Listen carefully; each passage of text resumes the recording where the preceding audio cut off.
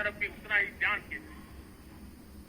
हमने पीएम सूर्यघर मुफ्त बिजली योजना चालू की और आज मुझे संतोष है कि इतने कम समय में 50 लाख घरों का सोलर एनर्जी का काम हम आंकड़ा पार कर चुके हैं, तेजी से चल रहा है और इसके कारण हजारों घरों का बिजली बिल जीरो हो गया है। हजारों घर अपनी बिजली का उपयोग करने से अतिरिक्त बिजली आज बेच करके कमाई कर रहे हैं। हर परिवार को हम इस काम के लिए 80,000 रुपया सरकार की तरफ से एक एक परिवार को मदद दी जा रही है, तब जाकर के हम इस काम को पूरा कर रहे हैं। मेरे प्यारे देशवासियों, आपको जानकर के हैरानी होगी, ये जो हमारी रेलवे है उसका इलेक्ट्रिफिकेशन का काम हमारे देश में 1925 में शुरू हुआ। 1925 में इलेक्ट्रिफिकेशन का काम शुरू हुआ, लेकिन 90 साल में 1925 से लेकर के 90 साल में सिर्फ 30% रेल का इलेक्ट्रिफिकेशन हुआ था। यानी 90 साल में 30%। हमारी रफ्तार देखिए, लक्ष्य को पाने के लिए हमारी दौड़ देख लीजिए। हमने एक दशक के अंदर 100% काम पूरा कर दिया। 90 साल में 30%, 10 साल में 70%, ये होता है काम। और इसके कारण डीजल जो हमें बाहर से लाना पड़ता है उसकी बचत हुई, बिजली से हमारी ट्रेनें चली, पर्यावरण को फायदा होने लगा। मेरे प्यारे देशवासियों, हम यहां तो नहीं रुके हैं, हम दुनिया के अंदर पीछे रहना नहीं चाहते। पिछले दिनों आपने खबर सुनी होगी, भारत ने ईंधन का नया क्षेत्र को भी छू लिया है। देश ने पहली हाइड्रोजन से चलने वाली ट्रेन शुरू कर दी और मुझे खुशी है, ये सबसे लंबी ट्रेन है और सबसे ताकतवर ट्रेन है और दुनिया में हाइड्रोजन ट्रेन के क्षेत्र में भी भारत ने अपना झंडा गाड़ दिया है। मेरे देशवासियों, पिछले 10-12 साल हम लगातार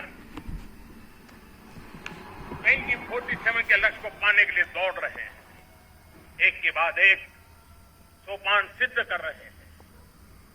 हमने सोचा भी नहीं था कि हमें इसमें भी कुछ मुसीबतों का झेलना पड़ेगा। पिछले 10-12 वर्ष में इतने संकटों का सामना करना पड़ा। कोरोना जैसी वैश्विक महामारी ने पूरी दुनिया को चिंता में डाल दिया, सारी व्यवस्थाएं चरमरा गई। कोरोना से बाहर निकले, युद्ध की विभीषा की खबरें आने लगी, कहीं यूक्रेन तो कहीं पश्चिम एशिया, हर जगह पे तनाव का माहौल। और पता नहीं भविष्यवेत्ताओं ने तो न जाने क्या क्या घोषणाएं कर दी थी। देश को डराना, देश को भयभीत रखना, देश को चिंतित रखना, इसी में कुछ लोगों को आनंद आता है। वैक्सीन नहीं मिलेगी, कोविड में लोग बचेंगे नहीं, कुछ भी नहीं होने वाला। वेस्ट एशिया का क्राइसिस आया, पेट्रोल पंप पे पेट्रोल नहीं मिलेगा, गैस नहीं मिलेगा, डीजल नहीं मिलेगा, फर्टिलाइजर नहीं मिलेगा। सारी दुनिया भर की अफवाहें फैला करके भारत के लोगों को भयभीत करने का, डराने का, चिंता के अंदर डुबो देने का कुछ लोगों को आनंद आ रहा था। लेकिन देश ने देख लिया कि पिछले 10-12 साल की सुविचारित योजनाएं रंग ला रही है और हम इतने बड़े संकट के बावजूद भी नागरिक देवो भव के मंत्र को लेकर के जीते हुए भारत ने जो तैयारियां की थी, एक के बाद एक कदम उठाया था। सोचा नहीं था कि संकट आएगा, लेकिन उस संकट के समय में ये सारी चीजें काम आ गई और आज देश में गैस भी है, पेट्रोल भी है, यूरिया भी है,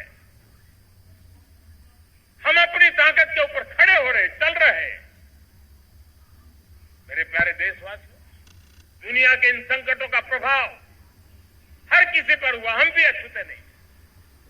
यूरिया के दाम दुनिया में 3,000 रुपया पहुंच गए एक बोरी का।